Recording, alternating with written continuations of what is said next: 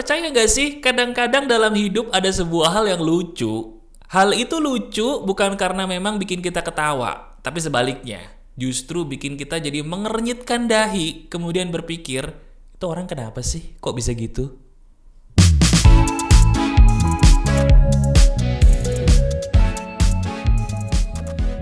Halo teman-teman, ada saya kembali Aryan Surya, sahabat baik kamu dari Pagar Kehidupan di Podcast Pagi. Emang udah bukan rahasia umum ya bahwa kebanyakan di antara manusia tuh perilakunya macam-macam. Seperti sadar gak sih orang yang baru kita pikirkan sewaktu saya mengatakan kalimat di depan tadi? Nah, wajah orang itu yang tiba-tiba muncul itu kan orang yang kayaknya tepat banget atau pas banget dengan topik kita di hari ini. Kenapa harus ada orang seperti itu dalam hidup kita yang membuat, maaf ya, kayaknya banyak kesedihan atau mungkin hal-hal aneh hadir dalam hidup kita? Ini menarik nih. Kita akan ngebahas kenapa harus ada manusia-manusia golongan konslet dalam hidup kita. Apakah kita boleh marah? Atau jangan-jangan orang itu justru orang yang butuh kita bantu? Alasannya apa? Nah ini menarik. Kita bahas ya, pelan-pelan tapi benar. Gini teman-teman, jadi apa yang ingin saya berikan ini terinspirasi dengan kisah nyata saya dulu. Ada orang yang bingung, Mas, saya itu sering banget dianggap sebagai orang yang sombong. Padahal saya bukan sombong, Mas. Saya ini hanya ingin menjadi orang yang percaya diri. Pernah gak sih? Coba deh, pernah atau tidak kamu berusaha menjadi kamu 100%, tapi di mata orang lain seolah-olah kamu tuh orangnya yang, ya maaf ya, perilakunya tuh salah banget gitu loh. Entah dibilang sombong, entah dibilang gak mau dengerin, entah dibilang tidak patuh. Pernah seperti itu? Nah sekarang kita bahas. Kalau seandainya saya tanya sama kamu, kenapa sih kok orang-orang itu bisa kayak gitu ya? Di saat kita jadi orang yang pengen menjadi diri kita yang murni gitu ya, kenapa kok mereka atau dia gak mau terima? Ada aja alasan-alasan yang membuat kita jadi sakit hati sendiri, bahkan sampai stres nih belakangan ini. Menurut kamu, kenapa orang itu bisa ada dan hadir dalam hidup kamu? Tulis di komentar. Saya bantu. Ini dia jawaban yang paling harus kamu renungkan. Dengerin baik-baik. Orang, mereka tuh atau dia menjadi seperti itu karena dia atau mereka tidak mampu membedakan mana orang yang sombong dan mana orang yang sangat-sangat percaya diri kayak kamu. Sekarang saya mau tanya, kamu sebagai sahabat saya nih, tahu nggak apa itu percaya diri? Bukan, percaya diri itu bukan berani, salah. Apalagi, coba percaya diri apa? Percaya diri itu, Mas, adalah sebuah hal yang namanya kita confidence. Nah, itu bahasa Inggris doang dong. Apa coba percaya diri? Percaya diri itu adalah ketika kamu berani jadi diri kamu 1000%. Coba sekarang lihat diri kita deh. Yuk, kita lihat diri kita sekarang. Saat ini juga saya ingin kamu merenung ke dalam diri kamu. Lihat diri kita. Sejauh ini, sudah berapa persen kita berani jadi diri kita sendiri? Coba, tadi kamu milih baju. Baju yang kamu pilih itu, kenapa kamu pilih itu? Apakah karena memang itu kamu banget, atau karena memang supaya dipuji orang lain? Lihat, kendaraan apa yang kamu punya? Mau punya motor, mau punya sepeda, punya mobil? Saya mau tanya, kenapa diri kamu milih itu sebagai kendaraanmu? Apakah karena memang kamu maunya begitu, sukanya itu, atau karena biar dinilai keren sama orang lain? Jurusan yang kamu pilih kalau kamu kuliah, kenapa diri kamu milih jurusan ini? Kenapa kamu tidak memilih jurusan lain? Apakah jawabannya karena memang kamu suka, kamu mau, atau jangan-jangan takut? Takut di masa depan nanti gak ada yang mau nerima kamu, sehingga kamu gak punya gaji, gak punya duit. Atau bahkan, karena memang jurusan ini keren, Mas. Saya pengen dihargai dengan jurusan ini sama orang banyak. Karena kalau saya lulus dengan jurusan ini, saya lebih terpandang. Apakah itu kamu? Kalau memang jawabannya rata-rata kamu berkata, iya Mas, itu semua alasan yang Mas katakan itu saya banget, maaf. Itu pertanda diri kamu belum percaya diri. Kenapa? Karena diri kamu tidak berani untuk menunjukkan 1000% kamu seutuhnya. Benar apa tidak? Benar apa tidak? Coba saya tanya. Betul nggak? Nah ini yang jadi masalah kita. Kita tuh pengen bahagia. Kita tuh pengen tenang. Tapi nggak mau masuk akal gitu loh. Kita pengen dapetin sebuah kebahagiaan ujung-ujungnya dengan cari pacar lah. Cari calon suami atau calon istri lah. Punya anak lah. Jadi orang kaya lah. Itu semua bisa memberikan sebuah kebahagiaan. Betul, nggak salah. Tapi itu cuma sementara. Pernah nggak punya pacar? Terus bosen? Pernah mas. Terus ngapain? Ya udah mas, jadi nggak enak. Nah, kasihan kan? Katanya bisa bikin kamu happy, tapi kok kamu sedih juga? Iya ya. Pernah nggak punya pasangan? Atau mungkin kamu sekarang udah nikah belum? Happy kan? Happy. Tapi pernah nggak ketika lagi punya pasangan nih, seorang suami atau istri di sampingmu, kamu rasa jenuh gitu? Pernah? Atau mungkin sekarang kamu sudah lulus gitu, wah alhamdulillah saya lulus dengan jurusan yang bisa dipuji orang. Oke, kamu dapat pujian seperti yang kamu mau, tapi rasanya kayaknya fana ya. Habis dipuji terus mau ngapain? Mau terbang. Habis terbang mau ngapain? Bingung. Bingung. Itulah kita. Ketika kita sudah dapat apa yang kita pikir bisa membuat hidup kita bahagia, kita bingung habis itu mau ngapain? Iya ya mas ya. Saya bingung mau ngapain ya? Saya udah dipuji orang, udah terus mau ngapain? Saya udah dapat gaji oke mas, udah terus mau ngapain? Saya udah punya pasangan mas, happy, udah terus mau ngapain? Saya sudah dapat ini, dapat itu, udah mas, tapi saya bingung habis itu mau ngapain? Mau ngapain? Bingung.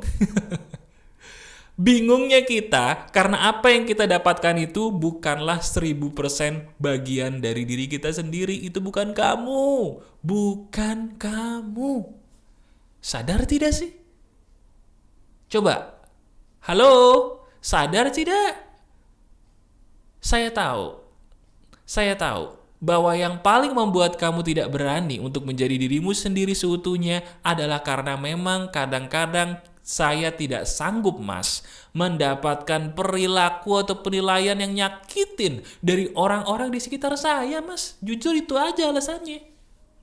Dari orang tua saya terutama mas, saya tuh pengen deh buat orang tua saya tuh bangga mas sama saya, pengen. Tapi saya nggak bisa, makanya saya pilih mas ngelakuin ini supaya mereka tuh paling nggak mengatakan bangga mas sama saya.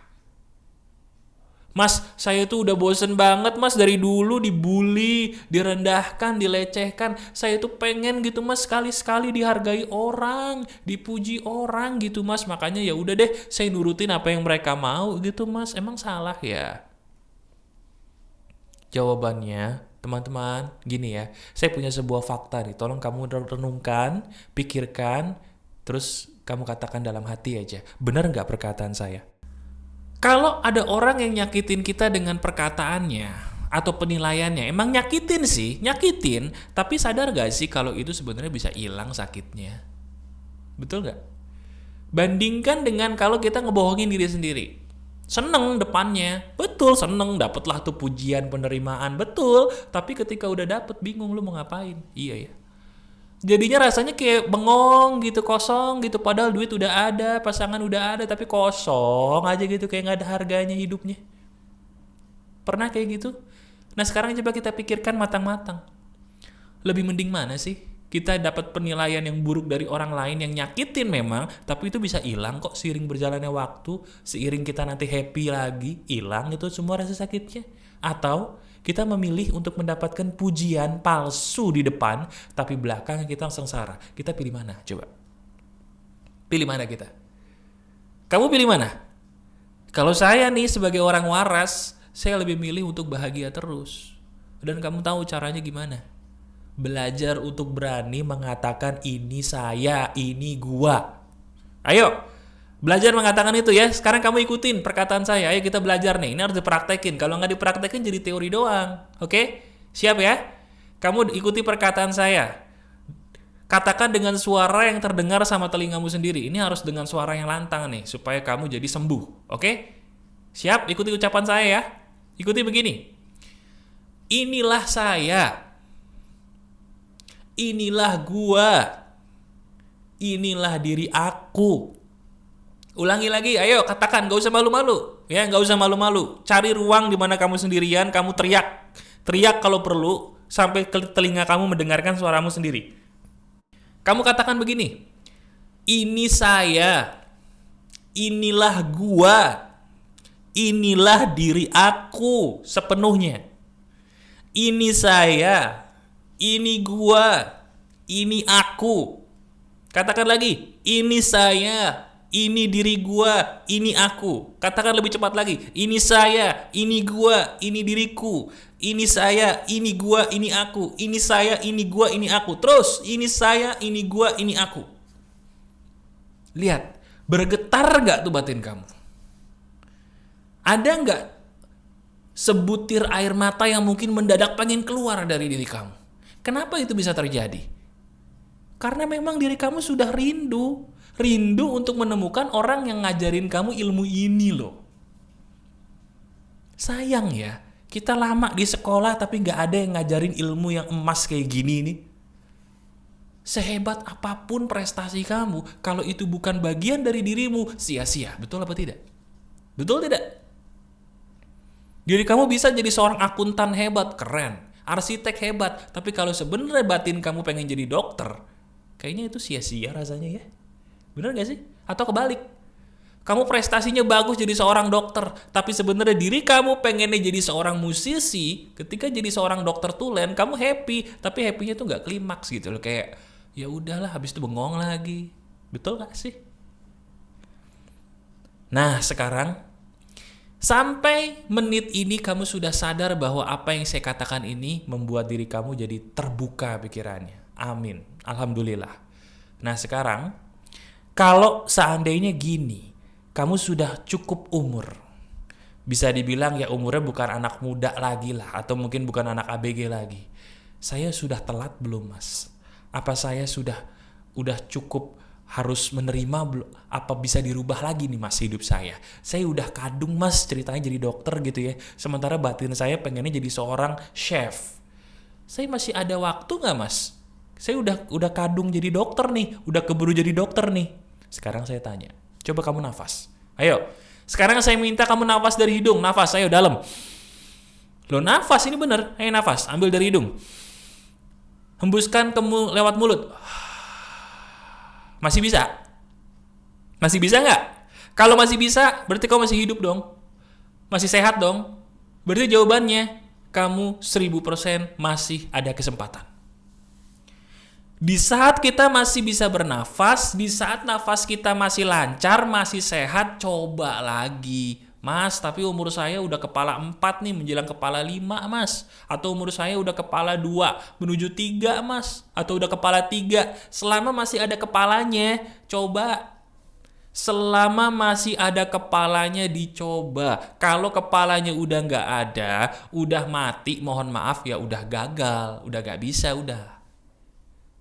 Iya toh? Ini loh. Kebanyakan di antara kita nih maju teknologinya. Sering buka Google. Tapi kenapa sih kita nggak pernah cari di Google? Ada nggak sih orang yang umurnya tua tapi jadi sukses? Banyak. Penemu KFC umur 60. Tuaan mana sama kamu? Ayo. Itu yang penemu Amazon. Baru suksesnya umur 40-an. Sukses mana? Umurnya sama kamu sekarang. Kita kadang-kadang suka ngerasa tua. Padahal yang bikin tua itu bukan umur di KTP, tapi penilaian otak kita sendiri. Yang bikin telat itu bukan jam dinding di kamarmu, bukan waktu yang kita punya, tapi batin kita sendiri yang kadang-kadang suka berkata, gua udah tua, udah telat. Padahal belum telat. Halo, kamu belum telat, coba lagi. Tonton video ini berulang kali, terutama di bagian saya tadi ngajak kamu untuk berbicara yang membuat kamu bergetar. Tonton video ini, dengarkan berulang kali dan lihat deh. Lihat perubahan yang terjadi seizin Tuhan dalam hidup kamu. Diri kamu akan terperangah dan heran. Ternyata memang benar mas, saya masih ada waktu. Praktekkan isi video ini dan lihat perubahan yang terjadi seizin Tuhan dalam hidup kamu. Masih ada saya, Aryan Surya, sahabat baik kamu selalu dari Pagar Kehidupan. Tetap keep the spirit, keep sharing, and keep loving. Bye-bye.